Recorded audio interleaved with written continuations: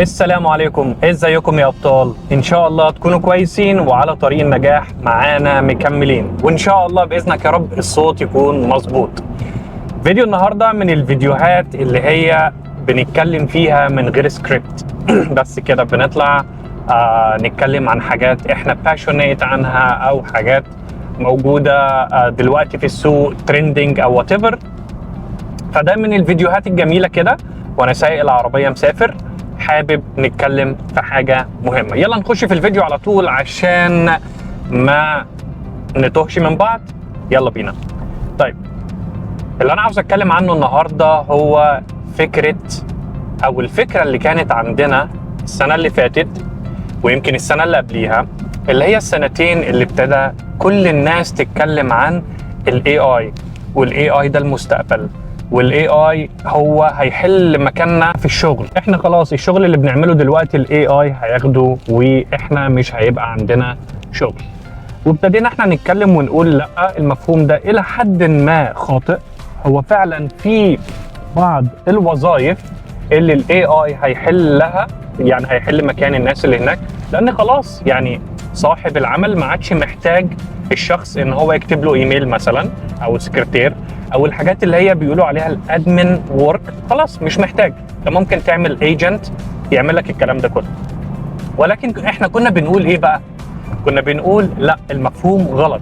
هو مش الاي اي هيحل محل الناس، لا، الناس اللي معاها اي اي هي اللي هتحل مكان الناس اللي ما عندهاش خلفيه او خبره او ما ابتدتش تستخدم الاي اي. صح؟ كنا متفقين على المفهوم ده اللي هو the AI will not replace people. People with AI knowledge will replace people without this knowledge. صح؟ كنا بنقول كده. طيب تمام. أنا بقالي شهرين 3 بعمل إحصائية كده مع نفسي ووجدت الأخطر من ده اللي هو لازم إحنا نكون واخدين بالنا منه، ألا وهو ال AI مش هيحل محل الناس. ده بقى فعلا دلوقتي على أرض الواقع الناس اللي معاها ادوات الاي اي وابتدت هي فعلا اللي هتحل محل الناس دي. يعني انا هديك مثال. الاحصائيه بتقول ان في 2024 40% من الستارت ابس اللي هي الشركات البيزنس الصغير اللي لسه بيبتدي، 40% دخل السوق وهم بيستخدموا او معتمدين على الذكاء الاصطناعي. تمام؟ عارف النسبه في 2025 كام؟ 58%. هنقول تقريبا لو احنا قلنا راوند اب تقريبا احنا بنتكلم عن 60%. اوكي؟ طيب 20% فرق في سنه، يعني في 2025 60% من شركات الستارت اب معتمده اعتماد كلي وجزئي على الاي اي. تمام؟ طيب النسبه المئويه ممكن تبان لك صغيره 20%، ولكن لا لا لا لا، دي نسبة مخيفة. ده معناه ايه؟ اللي انا بقى نقطة الفيديو واللي احنا كنا بنقول عليه ان هو الناس اللي معاها الاي اي تولز هي الناس اللي فعلا هتكمل وهتستبدل الناس حتى اللي هم التالنتد اللي عندهم موهبة ولسه بيقولوا احنا مستنيين الفرصة بس ايه، هنظبط حالي وان شاء الله ابتدي واوعى هفرجك يا معلم. لا لا لا لا لا. الموضوع المخيف ان انا شفت ناس لو شلت منهم الذكاء الاصطناعي او ادوات الذكاء الاصطناعي، عارف، هيبانوا عريانين والله. بس الفرق ما بينهم وما بين التالنتد اللي هو فعلا ستيبل واللي هو فعلا، يعني احنا كنا زمان بنقول دي بلد شهادات، صحيح، اللي هو انت معاك شهاده ودارس وبتاع، لكن لا، الناس اللي معاها وفهمت ادوات الذكاء الاصطناعي هي دي الناس فعلا اللي في الشغل اثبتت نفسها. ففكره اللي هو انا مستني اكون مظبط حالي واخد كورسات وهشتغل على نفسي شويه وبعد كده ابتدي لما لا لا لا لا لا لا لا، ده اخطر شيء. انا يعني انا بيتهيألي ده هيصنف مرض او هيصنف خطر بيهدد الوظيفه، ممكن يكون بيهدد البشريه. انا مش عاوز اكون ببالغ في الموضوع ولكن لا. طيب هديك مثال. انت عارف دلوقتي انت وانت بتتفرج على الفيديو ده لو عندك فكره لابلكيشن معين او لو فكره بصفه عامه وشايف انها ممكن تطبق على ارض الواقع وهتحل مشاكل ناس. وخد بالك مش شرط تكون الفكره دي جديده، انت شفت فكره. يعني انا هقول لك حاجه، انت عارف انت لو عندك، ما اعرفش هي في الفري فيرجن ولا لا، بس انت خش اتكلم مع الشات جي بي تي او ايا كان ادوات انت بتعتمد عليها في الشات، بعد طبعا ما تساله عن صباح الفل وصباح الخير واللي هو الاستخدام العادي بتاعك، لان بيقولوا 90% من الناس بتستخدم ادوات الذكاء الاصطناعي بطريقه ما فيهاش برودكتيفيتي او كرياتيفيتي. يعني اللي هو ايه، 90% من الناس بتستخدمه لحاجات شخصيه بعيده تمام البعد عن الكرياتيفيتي. طيب انا هديك بس ايه مثال. اكتب على الشات جي بي تي او اكتب على الجيميناي او اكتب على الكلود او اكتب على اي اداه اي اي انت بتستخدمها، قول له اعمل لي بحث عن اكتر الابلكيشنز او الابس اللي موجوده مثلا في امريكا او في اوروبا واثبتت نجاحها في 2025. تمام؟ يعني انت مش محتاج يكون عندك الفكره وقاعد مخبي عليها، لا، انت ممكن انت تجيب الفكره اللي موجوده في بلد تانية وتطبقها عندك ايا كان انت فين. لو انت في اوروبا اكتب ايه الفكره اللي موجوده في الخليج مثلا، بما ان الخليج في حركه اقتصاد قويه، ايه الفكره الابلكيشنز اللي موجوده في الخليج او في الاريا دي اللي في 2025 كان ال ROI Return of Investment كان عالي، وقول له اديني ارقام. تمام؟ وبعد كده شوف واحده منهم وابتدي اتكلم مع الشات جي بي تي او اتكلم مع الاداه دي وقول له طيب تعالى انا عاوز اطبق الفكره دي مثلا في مصر، ايه الصعوبات اللي هتواجهني او انا عندي الصعوبات دي وازاي ان احنا نخليها حقيقه. بس خلاص خدت الفكره، بقى عندك اوتلاين للفكره. طيب لو ما سمعتش عن برنامج اسمه ريبلت بتاع واحد اردني ما شاء الله عليه، ادخل دور على برنامج ريبلت.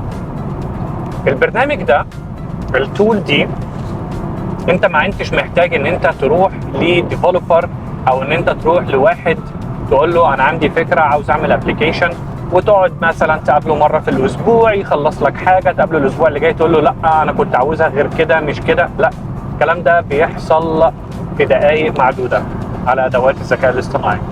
بعد ما تكتب فكرتك على تشات جي بي تي بعد البحث وتكتب فكرتك على الشات جي بي تي، خد الفكره دي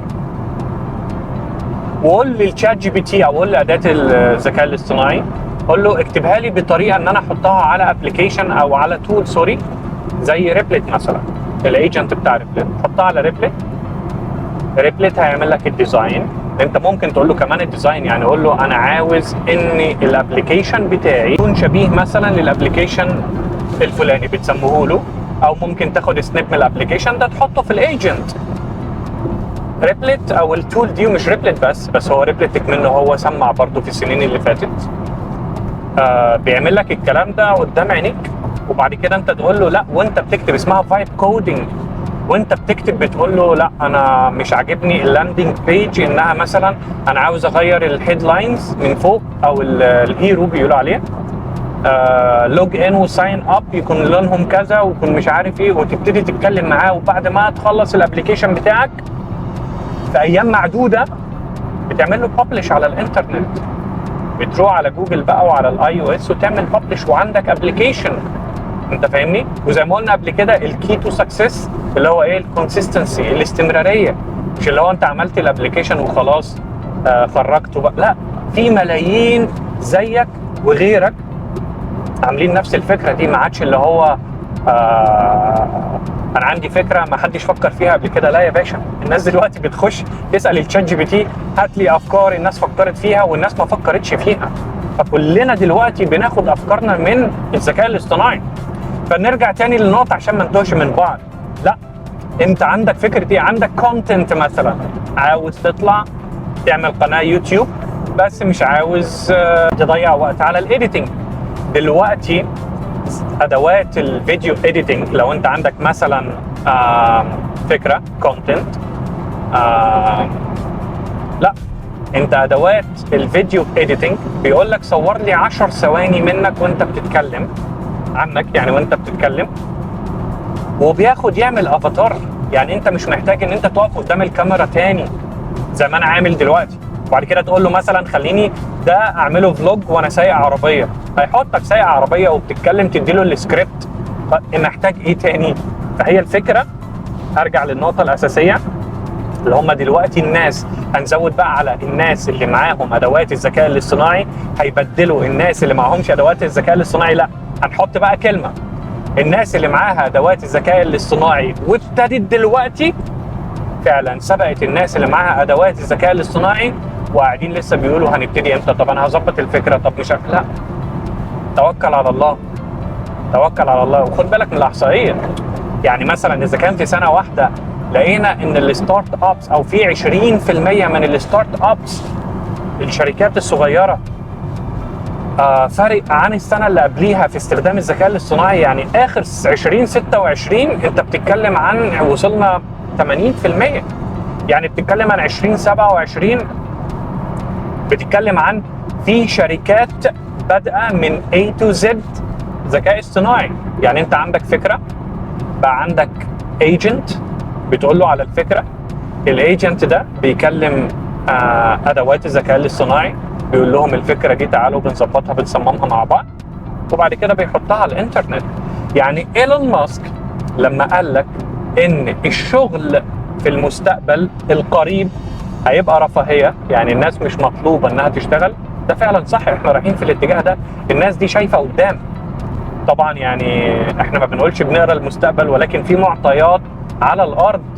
انت خلاص يعني اتكلمنا على ال N8N، ال N8N انا عملت بيه مشاريع، خلاص انا مش محتاج ان انا اكتب سكريبت دلوقتي واخش اعمل برين ستورمينج مثلا مع الذكاء الاصطناعي. لا، انا بقول له عندي ايجنت، بقول له دور لي على الترندنج توبكس مثلا اليومين دول، وبعد كده هات لي اكتر 5 منهم ترندنج، وبعد كده فلترهم، ظبطهم، اكتب لي سكريبت، ابعته لي على الايميل جاهز مجهز، وانا بس اللي هو ايه الفاينل تاتش، بقرا السكريبت وبعد كده بشوف انا ممكن اصيغه ازاي بما يتماشى مع الستايل بتاعي وبما يتماشى مع القناه بتاعتي مثلا.